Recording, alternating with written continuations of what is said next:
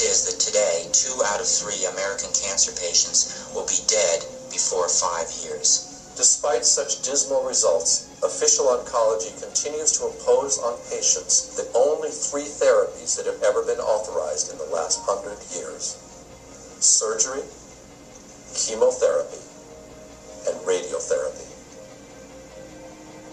And 2 of the 3 are actually carcinogenic.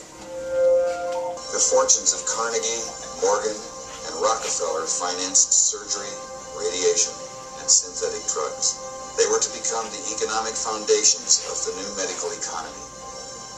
The takeover of the medical industry was accomplished by the takeover of the medical schools.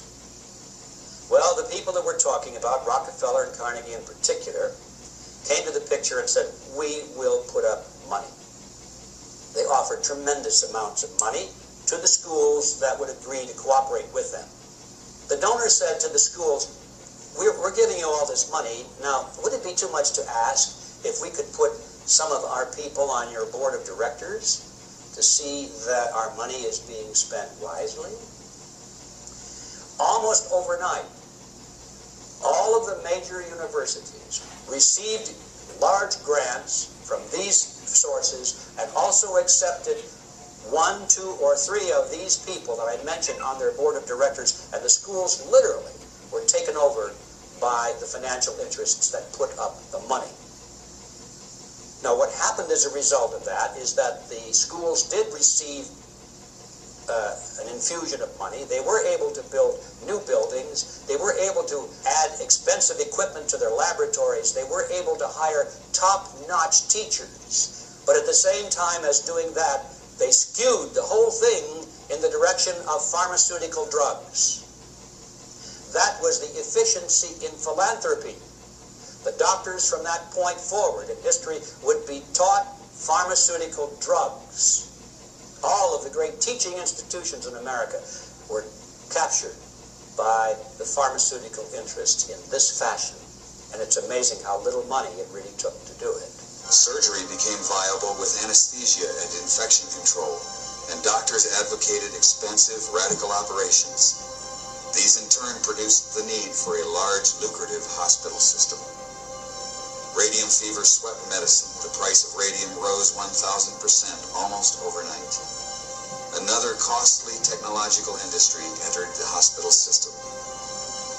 A drug industry grew out of the booming patent medicine business. The doctors changed educational standards and licensing regulations to exclude the empirics. Soon, only AMA-approved doctors could legally practice medicine. In a brief 20 years, the AMA came to dominate medical practice. Organized medicine launched a media campaign to associate the empirics with quacks. The code word for competition was quackery. So now, the average doctor goes through school. He gets a great education. He has to be really smart to get through it. He learns all about drugs. He doesn't know too much about basic nutrition. I found that the average wife of these physicians knows more about nutrition than he does.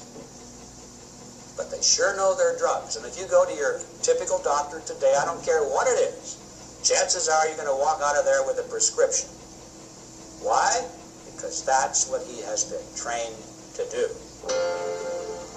The companies that make up the pharmaceutical industry are among the largest corporations in the world. Together, these businesses have come to be known as Big Pharma. In 2004, their combined global sales were over $500 billion, with Pfizer and Johnson & Johnson leading the pack. In the U.S., the core of Big Pharma's immense profits is from sales of prescription medication. And since these drugs can only be prescribed by medical professionals, most of the industry's promotional and marketing activities are directed at doctors, pharmacists, and other healthcare providers.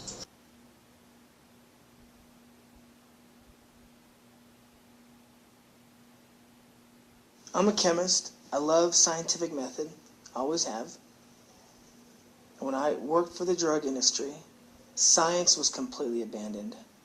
These drug companies that I was interviewing with had no problem telling me, look, we design drugs based on treating symptoms. We don't cure. So, That's a business model, okay, that allows you to give a drug to a person for life. They ran out of symptoms to treat. So what did they have to do? The next level of drug advertising is inventing disease. When you run out of symptoms, you don't have any more clientele to market to. So you have to invent disease. And with psychiatric medications, you can invent diseases all day long. There's 2 words that a psychiatrist fears. 2 words. Prove it. And if the doctor can't do it, 9 times out of 10 they can't, then don't take the drug. That puts the patient in the position of power. I wondered, as a chemist, I'm making these drugs, they're proving deadly in our labs, and they're proving deadly in other labs, dangerous, ineffective, causing the exact same thing they're supposed to treat. How are they selling them? How are they selling them? And they have the marketing department. Big Pharma has the best marketing department in the world. Geniuses. You simply pay professionals, doctors, professors, psychiatrists, to report that the study showed positive results. You're paying them. You're buying science, checkbook science. At least 125,000 people dying every year from prescription drugs. You would think that you'd spend more in research to try to offset the death toll. No. Keep going with marketing. Market, market, market. Hypnotize the masses. Hypnotize them and drug them. And get them into their psychiatrist so they can swallow the next Cymbalta or the next Prozac. Or whatever they're going to package it as and name it as. You have a $1 billion industry making a lot of people sick and profiting on it.